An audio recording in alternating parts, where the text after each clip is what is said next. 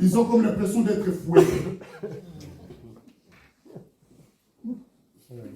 Mais aller d'ici et là, ce n'est pas un problème.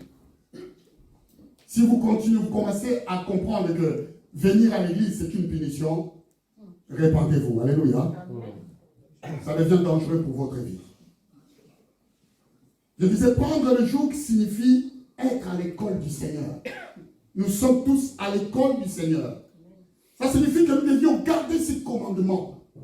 Il y a des anciens commandements qui ont été donnés, mais il y a de nouveaux commandements que le Saint-Esprit nous donne jour après jour. Lorsque Dieu ordonne par sa parole, faites ceci, ça devient un commandement. Même si cela n'est pas écrit, à partir du moment où le Saint-Esprit nous l'a révélé, nous devions obéir. Alléluia. Et faire cette volonté. Parce que lui, il est dans tous les temps. Il connaît toutes les choses. D'ailleurs, la parole de Dieu lui-même s'exprime en ces termes. Si vous m'aimez, gardez mes commandements.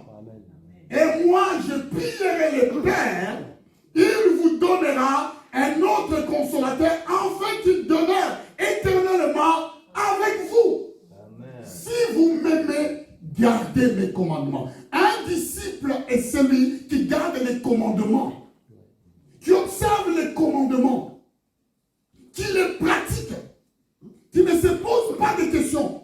De quelle manière il va obéir, mais il est soumis parce qu'il sait que Dieu est au contrôle. Amen. Il est celui qui accepte tout en disant, Seigneur, j'accepte, ou me voici, je viens pour faire ta volonté. Des fois, nous disons que nous aimons le Seigneur, nous sommes loin de pratiquer sa parole, ni d'obéir. Nous sommes là encore une fois dans les termes d'obéissance, bien-aimés. Tout passe par là. Être à l'école du Seigneur signifie garder et être fidèle à la parole de Dieu. Il s'agit d'imiter Jésus dans son obéissance. Si tu veux servir le Seigneur, il y a une seule personne qui s'identifie, à laquelle nous devions imiter, c'est le Seigneur Jésus-Christ.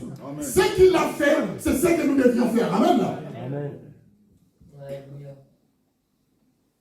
Vous savez, je vois souvent Samuel m'imiter. Je vais vous dire comment. Un de ces gars, je dis, mais toi, tu commences à me saouler un peu. Hein? Bah, écoute, on peut le dire, mais en gentil. Hein? Quand je viens du travail et il vient toujours devant moi, il essaie de gonfler son ventre. Alors il veut faire comment? Ah, mais papa, t'as des gros ventres, toi. Hein? T'as un papa gros ventre, hein? Alors, il est toujours là, il essaie pour faire comme moi. Je dis, attends un peu, tu as encore 6 ans. Lorsque tu auras mon âge, tu n'auras pas besoin de forcer. Ça viendra tout seul, mon fils. Et tu le verras. Et crois-moi, si Dieu me fait grâce, je viendrai à ce moment-là, même avec une canne. Ah, mon fils,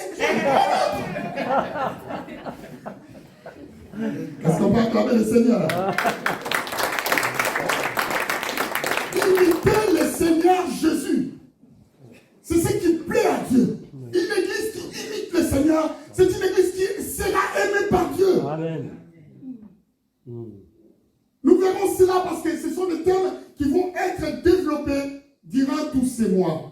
Oui, que nous avons. L'école du Seigneur signifie simplement garder et être fidèle à la parole de Dieu. Il s'agit d'imiter notre Seigneur dans son obéissance. Si Dieu a obéi, nous devions passer par l'obéissance. Ça fait partie aussi du jour du Seigneur. Alléluia. Si Dieu s'est sacrifié, nous devions passer par aussi des sacrifices. Le Seigneur nous invite dans ces versets à donner un vrai sens à notre vie en devenant disciple pour apprendre et découvrir ce que c'est être un serviteur ou une servante de Dieu. L'école du Seigneur nous amène à ce que nous puissions découvrir ce que c'est être un serviteur de Dieu. Ou devenir une servante de Dieu. Ça, c'est magnifique. Parce que là-dedans, tu découvres réellement. Lorsque tu es dans l'obéissance, là, tu vas comprendre la face cachée de devenir disciple. Et ça, c'est bien si Dieu est au contrôle. Nous devions apprendre à devenir des serviteurs, des servantes, découvrir une vie de service.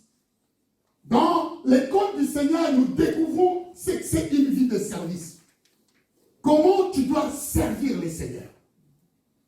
De quelle manière tu dois servir le Seigneur. Nous tous, nous sommes des serviteurs. Dieu veut une église de serviteurs et de servantes. Alléluia. Amen, amen. Nous sommes tous dans le service. Rappelez-vous de ce qu'il avait dit à Pharaon. Laisse-le mon peuple, afin qu'il fasse quoi? Servir. Donc quand vous venez ici, vous venez pour servir le Seigneur. Et nous pouvons servir le Seigneur de plusieurs manières. En commençant d'abord dans l'obéissance. Alléluia. À devenir disciple du Seigneur. À devenir, encore une fois, et être assis à l'école de Dieu pour apprendre le service, pour nous apprendre l'humilité, nous apprendre aussi l'amour. L'amour qui est même le socle sur lequel tous les croyants doivent s'appuyer. Dieu n'a pas besoin des croyants, Dieu a besoin des serviteurs et des servantes. Amen. Et c'est ce qui est très important. Amen. Hein? Amen. Est-ce que nous pouvons acclamer le Seigneur? Amen. Pour comprendre la nécessité de vivre tous les jours pour Jésus, notre Seigneur, il a donné une parole, le Seigneur, dans le livre des Galates. Paul va parler. Il va nous dire, j'ai été crucifié avec Christ. Et si je vis, ce n'est pas moi qui vis, mais c'est Christ qui vit sa vie en moi. J'ai essayé d'améliorer pour que nous comprenions bien. D'accord? Ça, c'est quelqu'un qui a compris sa place dans le corps du Christ. C'est quelqu'un qui déclare qu'il est à l'école de Dieu. Parce que lorsqu'on est à l'école du Seigneur, nous ne vivons plus pour nous-mêmes. Nous avons une vie crucifiée, sacrifiée. Nous sommes là pour lui. Nous sommes là avec lui. Nous sommes là par lui. Nous ne faisons que tout avec lui. Quand tu veux devenir serviteur, servant de Dieu, lorsque Jésus dit, prenez mon joug, c'est aussi de prendre sa croix. Alléluia.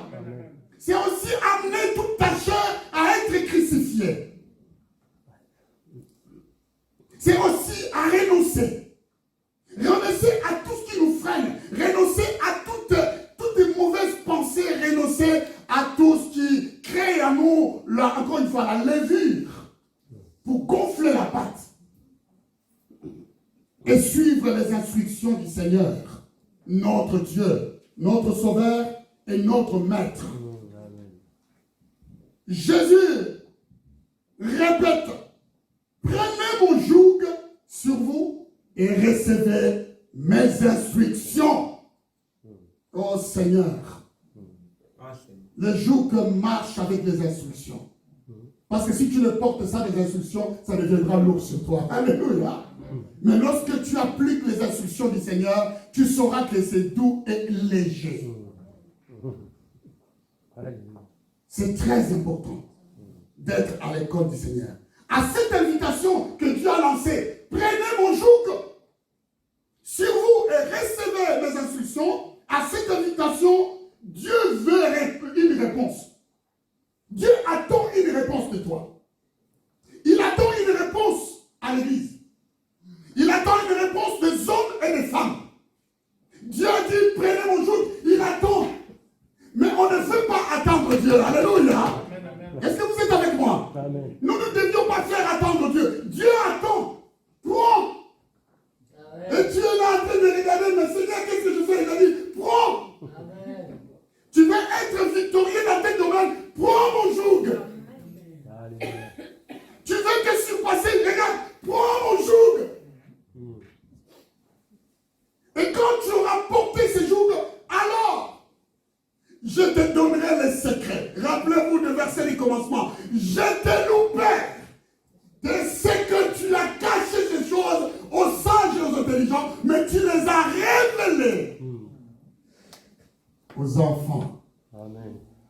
Tu veux recevoir des révélations, prends les jours du Seigneur. Alléluia. Amen. Amen. Parce que dans ces jours, les révélations viendront.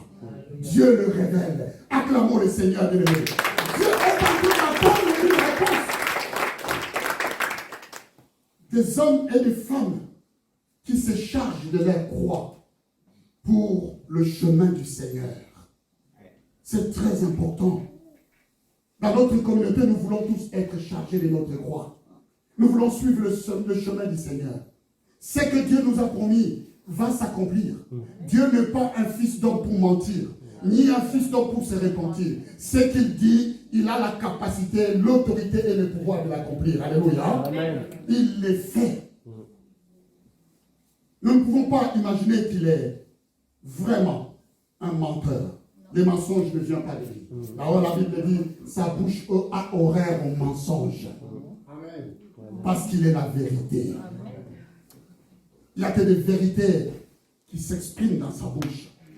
Bien aimé, prends conscience ce matin de répondre à l'invitation du Seigneur. À l'appel que Dieu te lance. À ce que tu ne puisses pas réfléchir longtemps.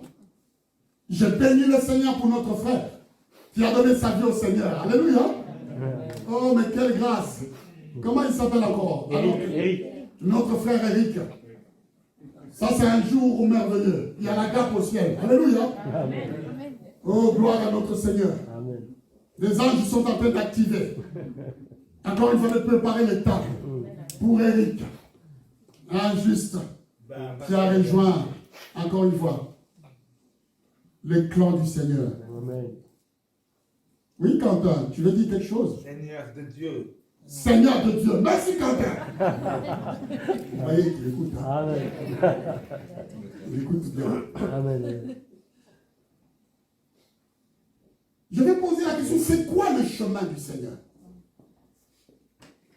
C'est quoi l'école du Seigneur? L'école du Seigneur et ce chemin, je vais le définir en 3 caractères. Nous ne finirons pas tous les 3 caractères. Je ne sais pas, il reste encore 2 bords de la maison. Mais nous prendrons tout doucement. Et nous apprendrons quand il faut. Ce chemin, cette école, je vais le définir en 3 caractères. D'abord, ce chemin commence par le chemin de la consécration. Le chemin de la consécration. Nous avons beaucoup de problèmes dans l'église parce qu'il y a beaucoup de membres qui ne sont pas consacrés. Alléluia. Et c'est difficile quand nous ne comprenons pas que l'appel que nous avons reçu nous amène premièrement à nous consacrer à Dieu. D'ailleurs, Paul avait dit cela. Nous avons la pensée de Paul dans le chapitre 12, quand il a dit, je vous exhorte donc, frères, par la compassion de Dieu, à offrir quoi? Ça, c'est consacré. Je ne veux pas parler de cela. En deuxième, c'est le chemin de l'humilité. Un disciple doit savoir se consacrer. Un disciple doit avoir l'humilité. Ça, c'est très, très important.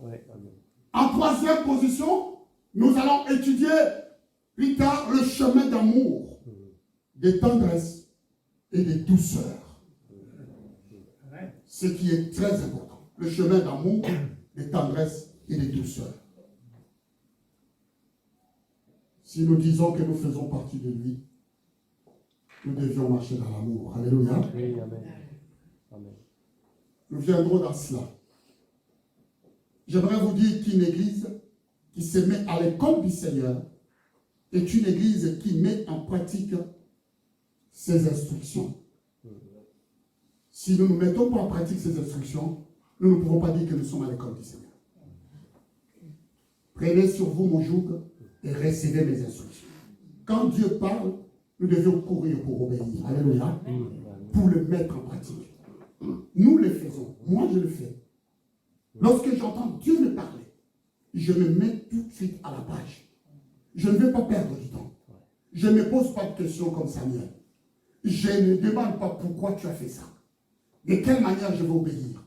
Oh Seigneur, laisse-moi un peu de temps, le temps que mon corps s'habitue, et puis je vais dire à mon corps, bon, il faut faire ça, après je le ferai. Non, ça c'est pas un disciple. Alléluia. Un disciple il dit tout de suite, Seigneur, j'obéis et j'applique. Amen. Le reste des choses qui vont se passer, ce n'est pas ton problème. Toi, reste dans l'obéissance. Rien que dans l'obéissance. Une église avec les membres consacrés pour le service du Seigneur, Dieu cherche cette église-là, avec tous les membres consacrés pour le service du Seigneur. Dieu a dit à Pharaon, comme je vous ai dit tout à l'heure, laisse aller mon peuple. Le service est le point principal. Regardez aujourd'hui dans le monde. Si vous ne servez pas Dieu, vous allez servir le monde. Alléluia. Tous ceux qui sont dans le monde sont au service du diable. Il y a toujours question de service. Si vous n'adorez pas Dieu, vous allez adorer autre chose. Il faut savoir que dans la personne, quand Dieu a créé la personne, il a mis en lui une pensée d'adoration. C'est-à-dire que quand tu ne veux pas adorer Dieu, tu vas te mettre à adorer autre chose. Ça, c'est la vérité. Ça ne veut pas dire simplement que tu adoreras Satan. Mais tu peux adorer autre chose. Et par là, Satan n'est rien. Mais c'est autre chose. Est-ce que ça provient de Dieu ou non?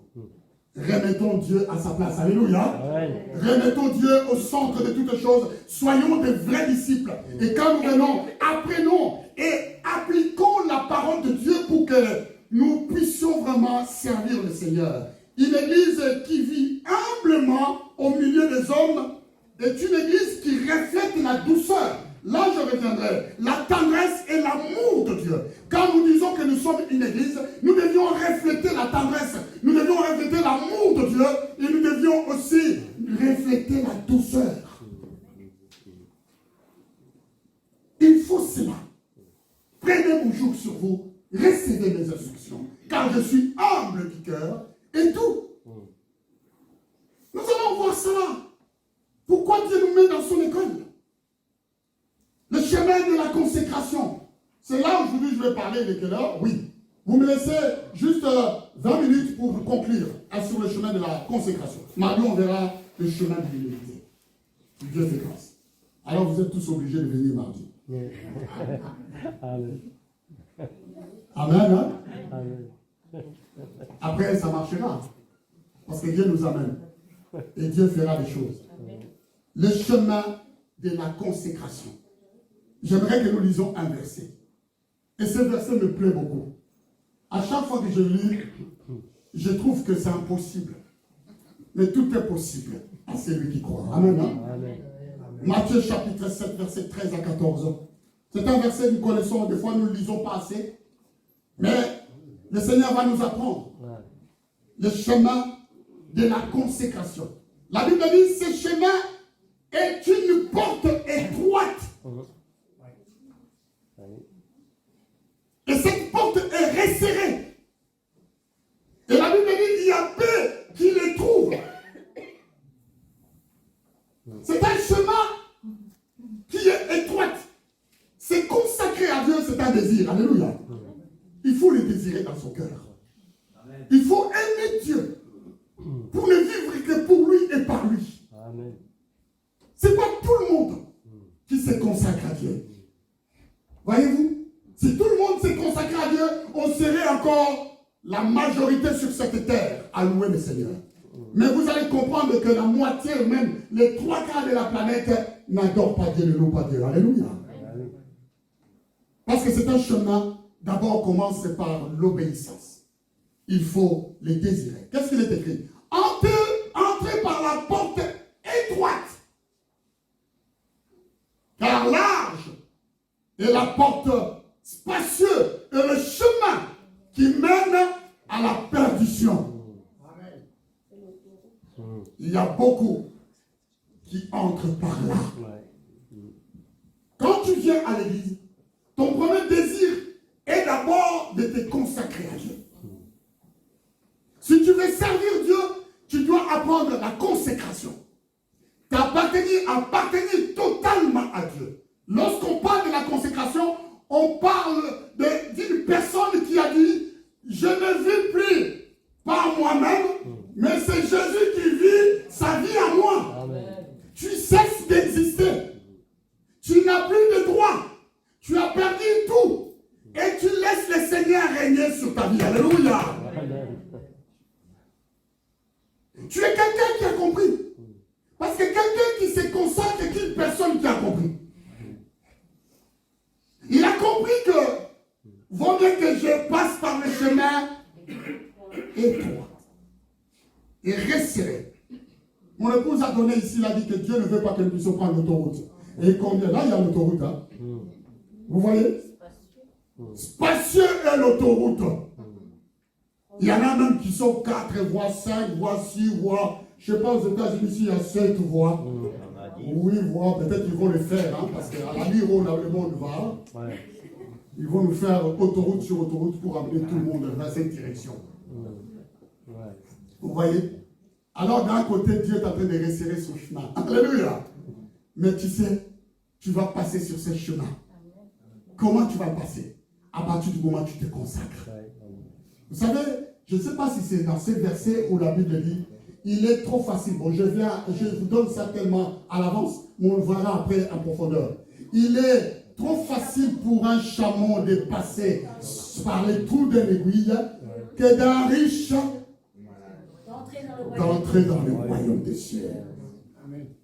Bon, je vous amène un petit image.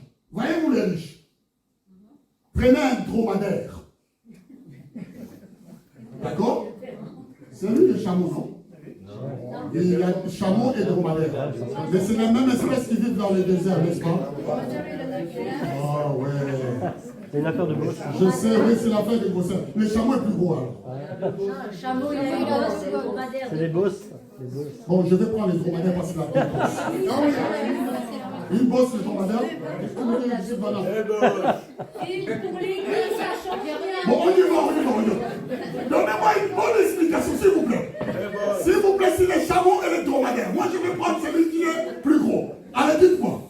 Le chameau, il a combien de bosses? 2. Et le dromadaire?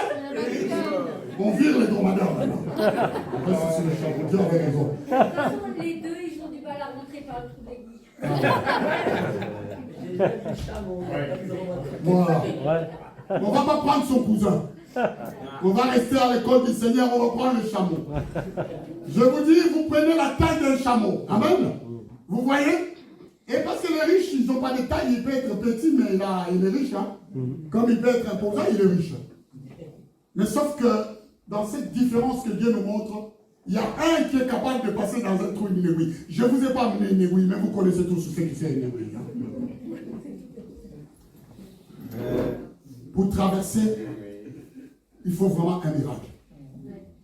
Un chameau, quoi, je veux dire. C'est un grand miracle.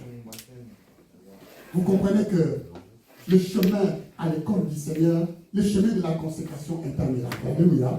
Amen. Est-ce que vous êtes avec moi? Amen. C'est un chemin de miracle.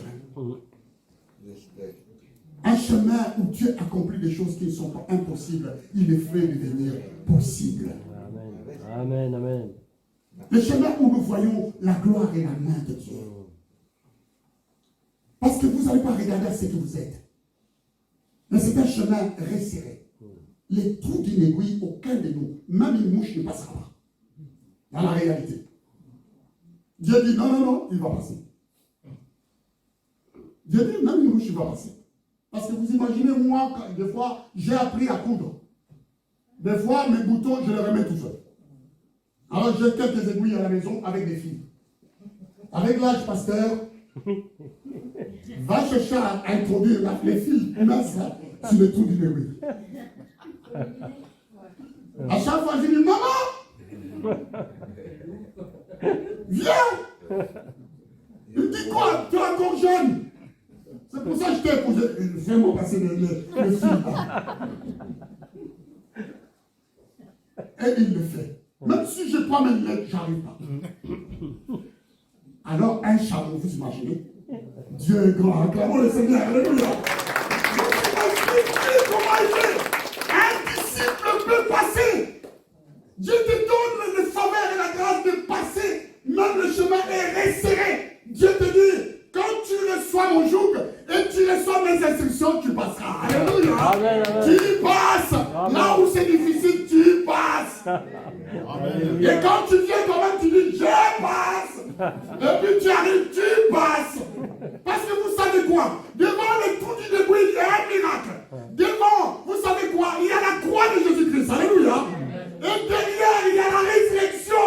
Quand tu arrives avec tes péchés, tu devant le trou du débris, tu déposes tous tes péchés sous le bas des croix de Jésus. Tu es dépouillé de toutes choses. Tu deviens léger comme l'air. Alléluia. Et quand tu changes de vie, parce que tu deviens disciple, et quand tu vas changer de vie devant la croix, et maintenant, tu es capable de devenir comme une fille, et aussi de traverser les trous de l'aiguille. Parce que quand tu traverses les trous de l'aiguille, là-bas, tu entres en nouveauté de vie. Alléluia. À une vie de vainqueur. Amen. Une vie de résurrection. C'est cela la vie que Dieu a choisie pour un disciple. Amen. Les gens ne comprennent pas les choses. Dieu t'attend de l'autre côté de l'autre de l'aiguille. Alléluia. Devant, il a mis sa croix. Voilà pourquoi je vous ai dit qu'il se charge de sa croix. Alléluia. Est-ce que vous êtes là? Amen. Qu'il se charge de sa croix. Parce qu'il sait très bien que le jour que tu poses va t'amener jusqu'à le trou de l'aiguille. Et là, tu peux être tranquille. Parce que tu vas dire, Seigneur, c'est devant toi que je dépose tout. Mon orgueil, tout ce qui suit. Et le Seigneur va te dire, maintenant tu peux traverser. Tu n'as pas été forcé au fait. Tu ne sentiras même pas la douleur. Il y a beaucoup de sages qui essaient de mettre l'anesthésie pour traverser les trucs de l'aiguille. Mais ils seront en petits morceaux de l'autre côté. Parce que ce n'est pas autorisé pour eux. Amen. Hein? Est-ce que nous sommes là? Amen. Le mot du Seigneur est clair. Il ne les a pas choisis au hasard. Lorsqu'il a déclaré, prenez mon joug. Ceci est un commandement. Tout début, chaque personne qui vient à l'église, chaque personne qui veut servir le Seigneur, celui qui entre dans une vie de consécration doit porter le joug du Seigneur. Combien de gens refusent le joug du Seigneur? Combien? Les gens croient que c'est facile de faire une église ou de conduire un peuple, de réunir toute une assemblée. Les gens croient, oh! Je vis ce que c'est. Eh bien, bonne chance. Commence. Amen. Et puis on verra. Alléluia. Si tu n'as pas une vie de consécration, tu ne vas pas aller loin. Que ce soit dans la manière de suivre le Seigneur. Dieu est trop clair. Prenez mon joug. À l'école du Seigneur, ce n'est pas mener une vie facile à la manière du monde. Il y a des gens qui croient que quand on vient dans le Seigneur, on doit mener une vie facile à la manière du monde. Ce n'est pas cela. Dieu veut que nous puissions nous dépouiller. Au contraire, devenir disciple de Jésus, c'est porter sa croix. La croix, à un moment donné, devient lourde. Même le Seigneur lui-même est tombé 3 fois. C'est tellement lourd. Tu dois l'amener. Parce qu'au bout, il y a quelque chose. Si tu ne sais pas à quoi ça va te servir cette croix, mais quand tu arriveras au bout, tu sauras pourquoi tu l'as portée. La croix, c'est pour rappeler au corps, à ta nature charnelle, qu'il a été crucifié. Paul a dit, j'ai été crucifié avec Christ. Tu dois rappeler à ton corps qu'il a été crucifié avec Christ. Nous avons entendu tout ce qu'on nous a dit ici. Il faut lui rappeler tout le temps qu'il est à la croix.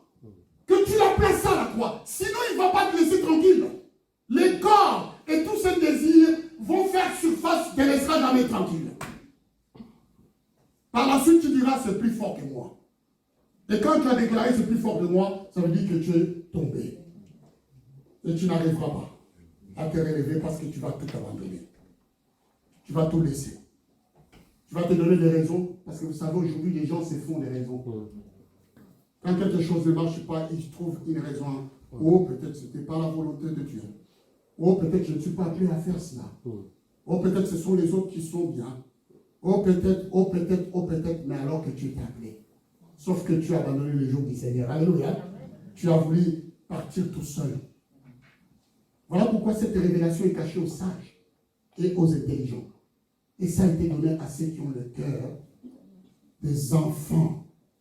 Bien-aimés, c'est porter sa croix, c'est prendre ses responsabilités. Quand nous sommes à l'école du Seigneur, venir à l'église, c'est prendre ses responsabilités. Vous ne devez pas laisser l'ennemi voler les jours du Seigneur. Il n'a qu'à choisir un autre jour pour lui. Est-ce que vous êtes là? Amen. Sauf qu'il ne trouvera aucun jour. Parce que notre vie est consacrée dans le Seigneur. Lundi pour le Seigneur, mardi pour le Seigneur, mercredi pour le Seigneur, jeudi pour le Seigneur, vendredi, samedi, tous les jours pour le Seigneur. Chaque seconde pour le Seigneur, chaque minute pour le Seigneur. Alors il viendra, il regardera, il n'y a pas d'endroit, il se fera quoi? Il s'enfuira loin de vous. Alléluia. Parce que tu es dans une vie de consécration. Tu es totalement consacré à Dieu. Tu lui appartiens en propre. Tu es son pays. Il faut que nous soyons sérieux dans toutes les responsabilités que nous avons à servir le Seigneur. C'est une vie de responsabilité. Nous voulons vivre. Dieu nous laisse vivre. Mais mettons des priorités. Être un disciple, c'est de choisir de servir Dieu. Même si je passe toute ma vie dans l'église, je n'ai pas à me plaindre. Alléluia. Mais je les passe. On a assez passé du temps dans le monde. Et ce temps-là nous est fatigués. Vous imaginez même les gens qui travaillent pendant 47 ans, ils travaillent. J'ai un collègue au boulot, je ne vais pas citer son nom, mais des fois ils suivent les vidéos. On l'a déclaré à la retraite. On lui dit, écoute, tu as essayé de travailler, maintenant on va payer une pension. Il va aller à la retraite. Il touche sa retraite. Ce qui est merveilleux. Mais il vient, il demande au patron de continuer le travail. Je lui ai posé la question, tu as travaillé combien d'années? Il a dit, je commence à 13 ans. Je dis, ah bon? Moi, je me suis rappelé, à 13 ans, je prêchais dans la rue. Amen. Dans des bus. Dans des carrefours. Je dis, et maintenant? Il a dit, je m'ennuie à la maison. J'ai besoin de travailler. Je dis, les gens qui ont compris que ton corps ne suit plus, ils t'ont donné la retraite, ils se sont trompés. Maintenant, il faut voir l'état de la personne. Il a des courbatures partout. Je dis, bon, maintenant, si tu dois courir derrière le volet, tu vas lui dire quoi? Attends-moi un peu là, j'arrive. Hein? J'arrive!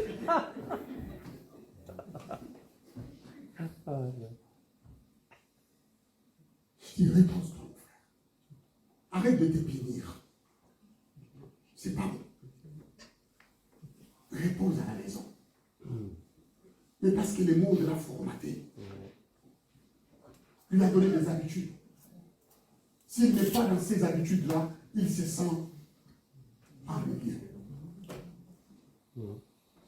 Voilà pourquoi Paul va dire, offrez vos membres au Seigneur. Que les membres de vos corps puissent prendre l'habitude de Dieu. Alléluia. Et quand vous allez avoir l'habitude de servir Dieu, tous les jours, dans la prière, dans la pratique de la parole de Dieu, votre corps, quand vous lui donnez pas cela, il va vous les réclamer. Alléluia. Est-ce qu'on va acclamer le Seigneur? Il va vous les réclamer. Parce que tu lui as donné l'habitude, la bonne habitude, de louer, d'intercéder, d'adorer, de servir le Seigneur. Et quand tu ne lui donneras pas, il va se dire, mais qu'est-ce que fait cet homme? Moi, je veux adorer. Et même si vous ne voulez pas adorer, vous allez vous mettre à adorer. À servir et à prier le Seigneur. Parce qu'une vie de consécration s'est forgée dans votre vie. C'est une vie de responsabilité. Vous êtes responsable de votre engagement dans l'église du Seigneur, dans l'école de Dieu. Vous êtes responsable de manière à venir à l'église écouter la parole de Dieu. Vous êtes responsable. Et si vous faites habituer vos corps, vos oreilles à écouter autre chose, vous êtes aussi responsable. Le jour où le Seigneur viendra, se paraîtra. Où seras-tu? Tu seras à sa droite ou tu seras à sa gauche? Alléluia. Où tu seras? Un jour, je dis à mon pasteur, je dis, écoutez, moi je ferai la volonté de Dieu jusqu'au bout. Jusqu'à mon dernier souffle. Amen. Même si à la fin, on me dit qu'il n'y a rien qui n'a existé, au moins j'aurais passé ma vie à faire du bien. Alléluia. Pour que je ne puisse pas avoir de surprises. Vous imaginez, si même si c'est passé bien rien devant, je passais ma vie à faire du bien. Mais vous imaginez si vous passez votre vie à faire que du mal, et que vous croyez qu'il ne sert à rien, et que vous voyez qu'il y a quelque chose. Quelle sera grande votre surprise, alléluia. C'est ce qui a poussé les riches hommes à dire au Seigneur, permets-moi de revenir à la vie, à dire à mes frères et sœurs, à leur dire de se repentir pour qu'ils ne viennent pas là où je suis.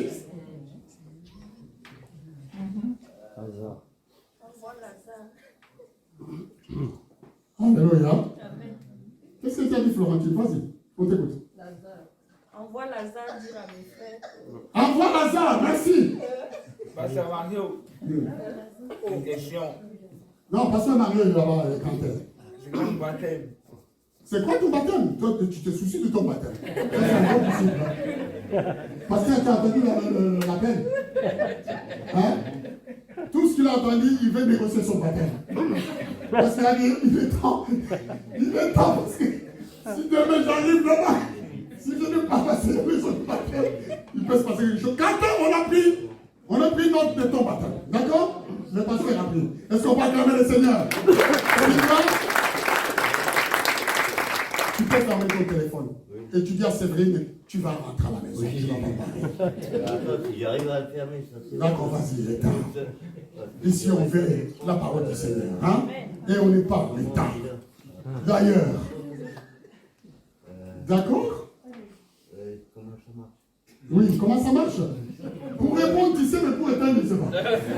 Donne à quelqu'un, s'il veut. Donne à la fille qui est derrière, il va éteindre. On ne veut pas déranger par des choses qui n'ont rien à voir avec ça.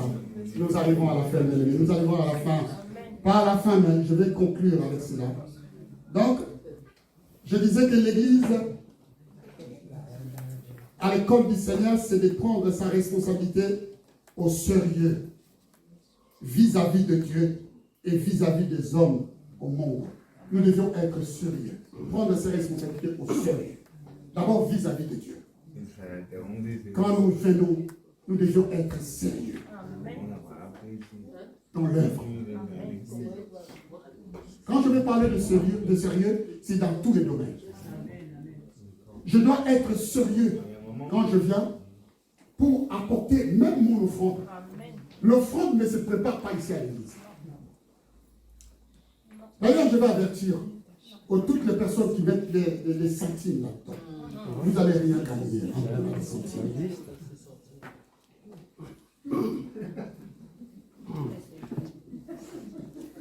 Je vous dis la vérité. Ne faites pas semblant. Si vous n'avez pas, ne mettez pas de centimes. Nous ne sommes pas en train de récolter des pièces jaunes.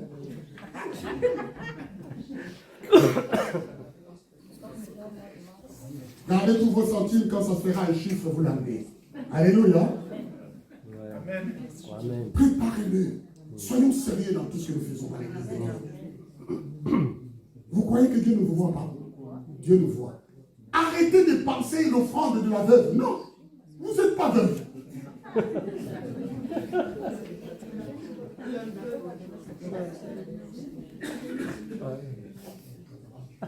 Tout le temps, ouais, Jésus a regardé l'offrande de la veuve. Vous regardez l'offrande de la veuve. Vous n'êtes pas veuve. Dieu vous donne tous les moyens.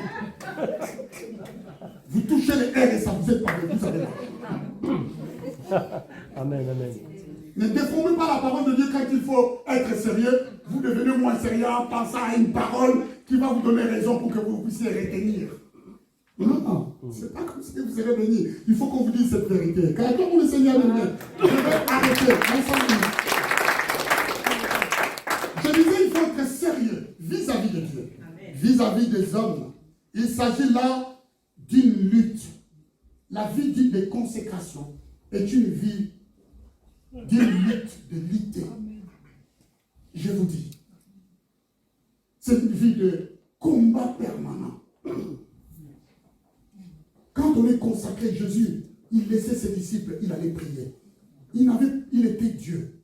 Il n'avait pas besoin de prier. Mais pourquoi il partait?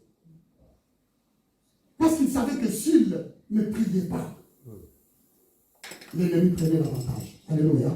Quand on vous demande de venir le matin pour prier ici, venez prier. Ne trouvez ça pas comme une punition. Une vie de consécration est une vie de prière. Parce qu'il y a des combats. Vous ne pouvez pas imaginer, nous les responsables, de quelle manière nous sommes attaqués. Et juste pour que l'Église puisse être stable, on n'a pas le moment de baisser les bras dans la prière, ni notre garde. Alléluia. Parce que l'ennemi rôde autour de nous.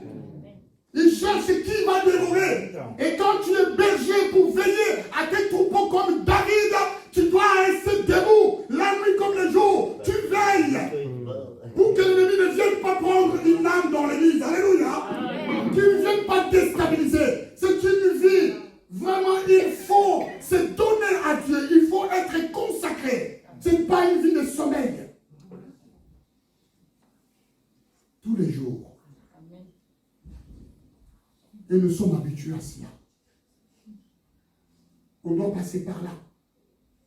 Juste pour garder le brebis que le Seigneur nous a donné sous sa responsabilité. C'est un combat permanent. Ce combat que nous combattons, nous le combattons dans la victoire, certes. Mais le combat est là. Alléluia. C'est un combat contre le diable et ses démons. Contre le prince de ces mondes. Contre les esprits malins. Ça existe, ces choses-là. Contre le péché. Vous ne pouvez pas imaginer comment le péché fait ses plans dans la vie pour venir vous tenter. Et vous enlever sur le chemin du Seigneur. Et ça aussi, c'est une lutte permanente. De résister. La Bible dit résister avec foi et force. Pourquoi Dieu a-t-il dit cette parole? Parce que la réalité est là. Nous devions entrer dans ces chemins du Seigneur contre même des faux frères. Il y a des luttes contre les faux frères, des faux sœurs qui sont placés dans l'église. Vous connaissez la parabole du livret et du blé, n'est-ce pas? Oui. Oui. Ils sont là juste pour vous déstabiliser par les actions. Vous offensez. Ils vont faire quelque chose pour vous détruire. Nous n'avons pas peur d'eux. Alléluia. Amen. Je vous dis la vérité, nous n'avons pas peur d'eux. Amen, amen, amen. Amen. Moi, je dis qu'ils sont là pour accomplir la volonté de Dieu. Alléluia.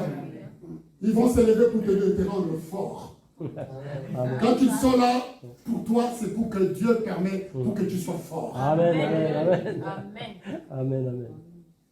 C'est comme ça que Dieu te transvase. Amen. Pour te faire devenir ce que tu dois devenir. Amen. Demain. Oui. Si tu ne passes pas par là, tu ne sauras jamais, tu ne deviendras jamais ce que Dieu veut. Amen. Alors c'est qui va commencer à te tuer? C'est toujours des frères. Là. Mais c'est de lutte aussi de supporter des personnes.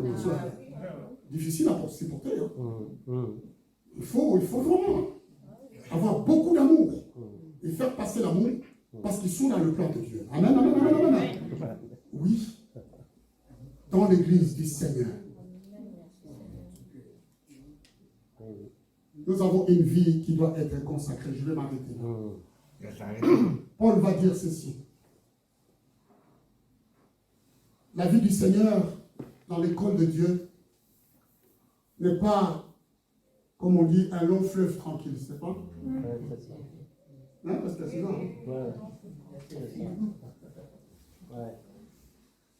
Que cela ne vous effraie pas.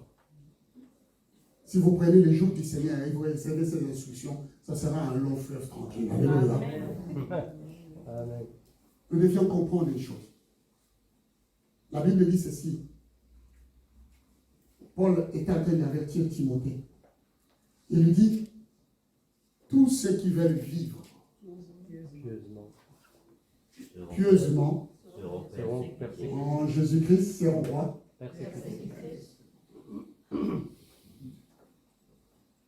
Ça, c'est l'école de Dieu. Et c'est cela, la réalité chrétienne. Dans cette réalité, cela implique la persécution. Si Christ a été persécuté, nous serons persécutés. Une vie consacrée est une vie persécutée.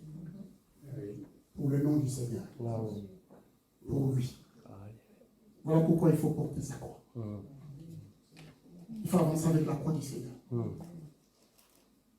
Et continuer à louer. Avancer. Parce que tout ce que nous sommes, nous avons été consacrés par lui. Mettons-nous tous debout. Merci.